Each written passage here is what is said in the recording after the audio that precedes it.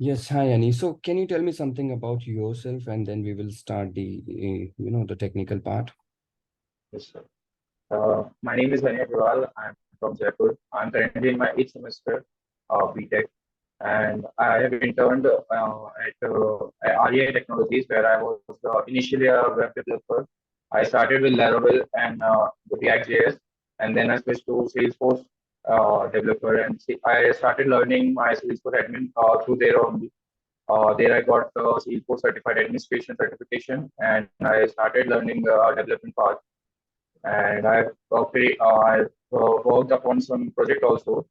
There was a project of order management where I was responsible for doing the completing the experience cloud site, and completed my admin part also, where I was responsible for creating approval processes, flows, data model, and I've completed the experience cloud site to only custom development using LWC and not used any predefined themes. That was my project for my internship. All right. Very good. Perfect. So you are in eighth semester. Yes, sir. What are your subjects in eighth semester? So my subjects in each semester are big data analytics and software computing. Okay. And this order management project is your final project for your degree, or No, this is no, just sir. for This learning? is my personal project for my learning and experience. What are you making for your externals, like for your So for that, we have built an IoT database. We have deployed an IoT model which can gather information from the nature and supply it to our website. And we are making its APIs also available for the researchers or any other use cases. And we can put that device into anywhere, any room, any place, and we can gather nature's information from there, like what are the harmful gases and what are the environmental condition into that particular place. Okay. Can you tell me what do you think about this chat GPT and the role of chat GPT in, computer science industry in future? Is it good for the beginners like you, or is it a bad thing? So if used correctly, it is a very good thing, I guess. Because of it only, I was able to complete my express course site. I was neither able to know how much of things are in the LWC. Like I got to know about navigation mixing to navigate through pages using ChatGPT only.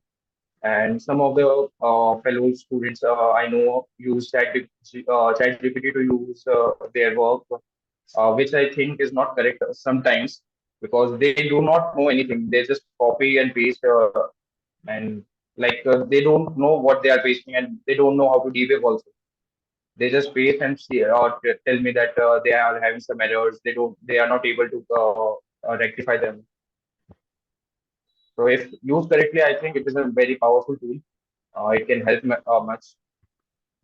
So you must have learned Java as well in your Yes, sir. sixth semester, I think, I guess. Yes, So sir. can you tell me the difference between Java and Salesforce? Like the language we use in Salesforce is Apex, which is very closely related to Java, and most of the time we end up comparing both of them. Can you just tell me the differences between them? So, the differences between them are like in Java, there is multi-threading concept and threading concept, and in Apex, I don't see any threading and multi-threading concept. We cannot create threads here, Mm-hmm. and And can you talk about the similarities between them? similarities are very much like there are both are object-oriented programming languages. They both use classes at first. They don't work without classes, and both has inheritance, both has interfaces, abstract classes. Okay, can you tell me when we should use the interface? When we have something in our mind, and but we don't have any implementation at that time, we want the implementing class to be defining the functions implementation. So for that purpose, we use interfaces See, like I'm whoever is. No, yes, sir. yeah, I'm a normal Salesforce developer. I need to do a scenario and I just create a class and I just create a method and I get the things done. I'm not sure where this interface fits in and when I should create in my real-time project. Apart from using all these batch epics and everywhere else, I do not see any use case where I should create a new interface. Have you ever faced any scenario where you thought that if we create interface, it will be good for me and it will be good for the system? Sir, as an Salesforce intern, I haven't used Apex and other things for writing any larger business process. I have only worked on admin part and LWC triggers, Okay. so I'm not able to answer this So you question. see in the AWC also when you get a class like structure. Okay. So Yes, if you sir. if you see the JavaScript code of your Lightning Web Component, you also get Yes, a sir. class like a structure where you see the class name and everything is inside the class. Is it also an object-oriented way of doing things in JavaScript? Yes, sir. All right. So the class-like structure in the JavaScript is also object-oriented behavior. Okay. Fine.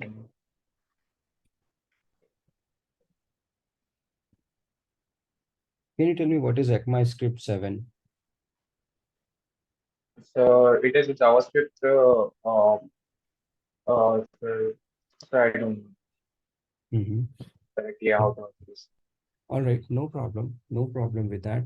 All right, can we import another JavaScript file in one JavaScript? Like I've created a JavaScript which contains a huge code and I want to reuse it. I don't want to write down the similar code again in another JavaScript file. Can I import another JavaScript file? Yes, sir. We can import it by writing the import statement above. Will there not be any security risk or anything if I import another JavaScript file in this? So there can be a security risk because we don't know what is written in there and how is it coming. And similarly, can we import the CSS files as well? So CSS file we can import, but there is another way to use CSS. We can create an CSS file, .css file with the same name as the component. Yeah, but if I have, let's say, a CSS file Yes, which sir. contains We a lot of can code. import the CSS file. We can import Bootstrap also. All right, let's say I imported another CSS file and I already have an inbuilt CSS file available here. And both of these Yes, files have the, let's say, a same class name. Okay, where we have, let's say, done some, let's say background color or something. So which one will be imposed on the page?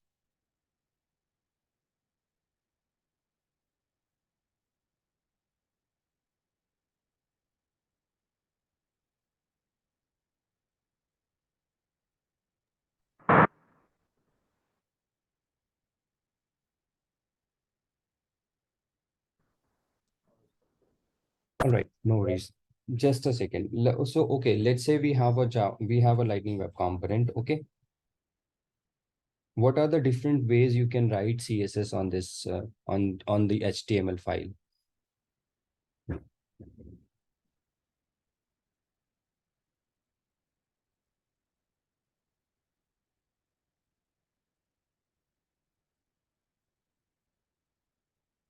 I think you are on mute.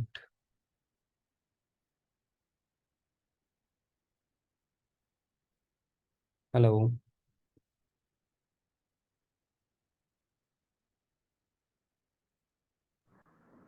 are you able to hear me? so the connection lost due to something. Certain All right, CSS. no problem. Did you hear my question? Yes, sir. I heard till we can import something. All right, okay. Can you tell me what are the different ways you can write CSS for your HTML file?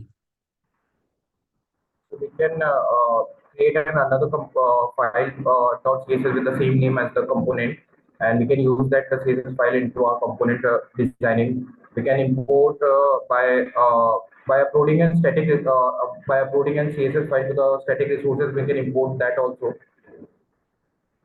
Okay, so my question was, let's say you have created a .css file for your Lightning Web component, and you also have imported a static resource CSS file. Okay, and there is one class host which is written in both of these files, your inbuilt CSS file and your imported CSS file. Okay, then what will be implemented on the UI? This inbuilt CSS file or the file which you have imported, or it will be both, or it can be, neither of these. What will be the behavior in the page? It would be, I think, the file we created as a component. Okay, now let's say we have also the inline CSS.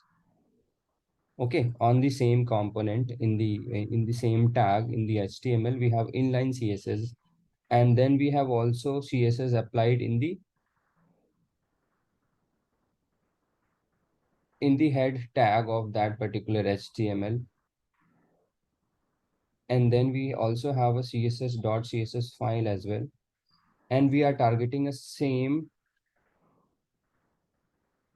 let's say, p tag. Okay. Now, what will p tag hold? The inline CSS or the CSS which you have implemented on the head, or the CSS which you have created on the file? Inline CSS. Sorry, The inline CSS. the inline CSS. Right. Fine. All right. Have you worked on flows? Also. You have not worked on flows? Sorry, I did not get your answer. Have you worked on flows? Yes, sir. I have worked on flows also. Okay. All right. Can you tell me about the record triggered flows? Record triggered flows are the flows which are triggered at some point of the record insertion, updation, deletion. Whenever the event occurs, the flows are triggered. Can we run a record triggered flow asynchronously?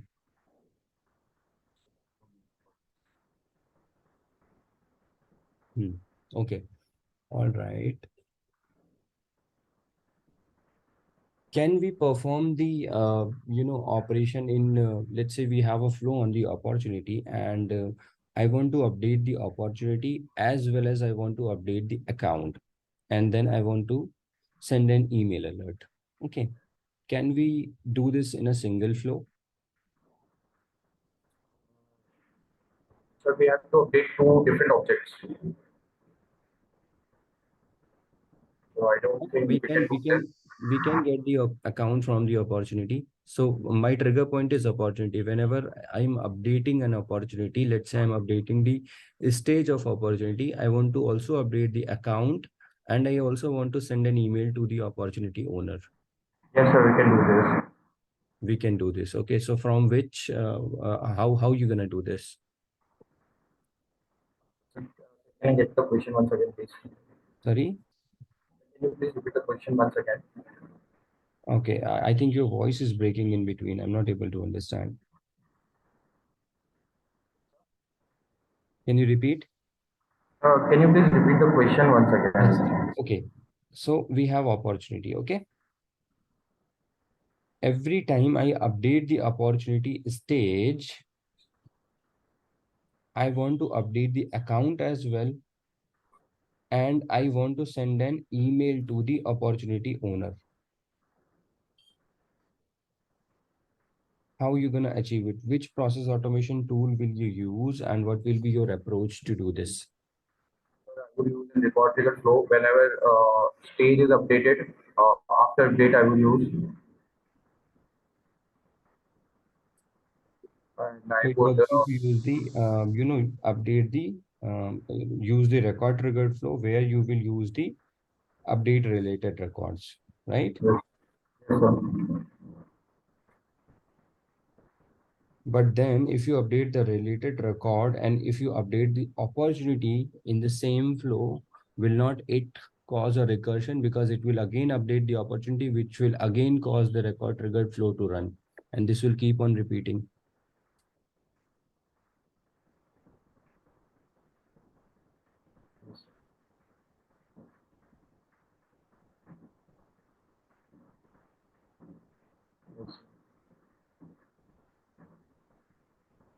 Can I want to send an email alert. Okay. Which flow will you use to do this? So we can send an email alert for the any type of flow. Sorry, record triggered flow, right? So in the record triggered flow, we have two options. One is fast field updates, and one is update on the related record. But email alerts are neither the fast field update nor the update on the related records. They are, action of itself. So which kind of record triggered flow I should use for the email alert? I don't know this. I haven't used this much Okay. of the tools Okay. No also. problem. No problem. No problem. That is completely okay. Completely okay. No worries. So email alerts, we always use the record triggered flow updates on the related record, not the fast field updates. Fast field updates we only use whenever we have to update the same object which is started the transaction. Okay. All right. A very classic question on the communities. I have a Lightning Web component which is fetching data from the account, okay, and displaying it on the UI. This Lightning Web component should be accessible by the outside users as well. Like everybody should be able to access it, but it has your Salesforce data. So how will you make sure that security is not compromised and the guest users are also able to see the page? We can use sharing sets to allow other users also to watch see our data on the community side. Mm-hmm. But they are We can, they are just, I mean, they are not even your registered user. Anybody can come to this public URL and should be able to see. yes, sir. How will you Into the maintain? page, we can Yeah, my concern is related to security. Okay, like is it a good idea to expose your Salesforce account to the guest users? particularly, but it is not a good idea to expose our data to the other users as well. But if you want to share some data or some normal things to the outside world, outside users, so we can share it by using sharing sets and setting the page setting to guest allow guest user to view this page. Hmm. Okay. Is there any limitations on shading set, like the kind of object it is supported and the kind of access it can give to the guest users? Yes, sir. There is some restriction also because Salesforce doesn't allow us to completely uh, show our data to the other users. So there are some objects which we cannot show, with whose data which we cannot show to the other users Any outside. example?